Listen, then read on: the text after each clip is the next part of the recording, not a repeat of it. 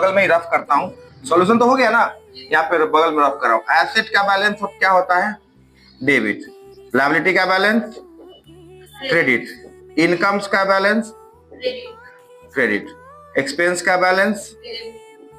Debit. और capital का balance?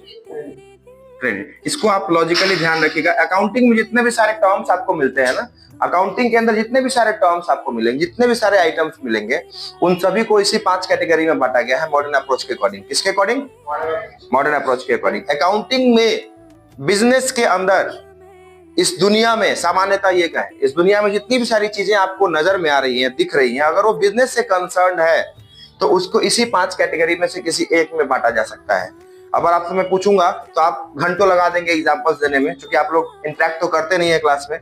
लेकिन अगर आपसे मैं बोलूं कि बिजनेस में यूज होने वाले 5-7 आइटम का नाम बताइए, और मैं आपको क्लासिफाई इसमें करके बताऊंगा। बताइए, कुछ ऐसा कुछ है आपकी नजर में? कोई भी तरह का यहाँ पर आपको जो यहाँ दिख रहा है वही बता दीजिए। बोर्ड है, लाइट है, बिल्डिंग है, वो क्या है? मेरे ऊपर जो कर्ज होगा या बिजनेस के ऊपर जो लायबिलिटी होती है उसको क्या, कर्जा जो होता है, जो ऑब्लिगेशंस होते हैं which are still to be paid, अभी पेमेंट करना बाकी है, वो खर्चे जो हमें अभी करना बाकी है उसको क्या बोलते हैं? The expenses which are still to be paid are known as liabilities. जो कर चुके हैं वो एक्सपेंस है, सैलरी दे चुके हैं तो एक्सपेंस है, सैलरी देना बाकी है तो क्या है? लायबिलिटी है। Am I clear?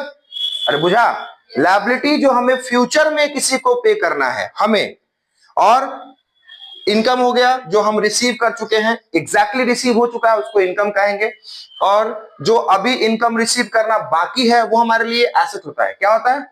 एसेट होता है। एक्सपेंस हमारा खर्चा जो हम पेड कर चुके हैं पर्टिकुलर ड्यूरेशन के दौरान, तो वो एक्सपेंस हो गया। All the obligations which are already paid उसको एक्सपेंस कहेंगे, और जो which are to be paid जो पे करना बाकी है उसको लायबिलिटी कहेंगे। कैपिटल किसको बोलते हैं? The amount which is invested by the entrepreneur और the proprietor in the business is known as capital. वो अमाउंट जो बिजनेस का ओनर बिजनेस में इन्वेस्ट करता है उसको क्या बोलते हैं? कैपिटल बोलते हैं। तो आपके सामने ये ट्रायल बैलेंस बनाने का ये मूल मंत्र आपके सामने में है। एक छोटा सा डिस्क्रिप्शन है जिसको आप ध्यान में रख के, याद में रख के आप कैसा भी क्वेश्चन ट्रायल बैलेंस का सॉल्व कर सकते हैं।